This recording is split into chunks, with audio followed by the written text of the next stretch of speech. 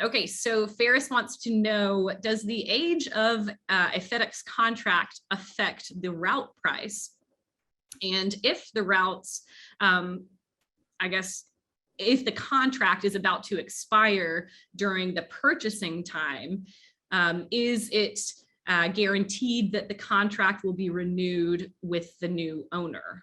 Yeah, so a couple of things here. First, the age of the contract does not affect the purchase price. That's not something we take into account. But the contract renewal timeline will affect the purchase timeline. What could happen is, first off, let's say there is a renewal while you're in the middle of the purchasing. Oftentimes, FedEx will wait for that new contract to start until the new buyer is allowed to start. So let's say, you're in the purchase process right now and the new contract starts May 25th. Even if you're ready to go, they'll probably wait for stand up to happen until after May 25th for the new buyer.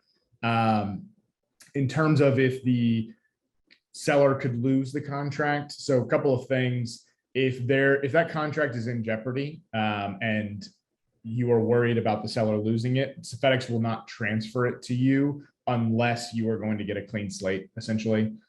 So if like the contract was about to be lost, they wouldn't transfer it to you and then take it from you a week later.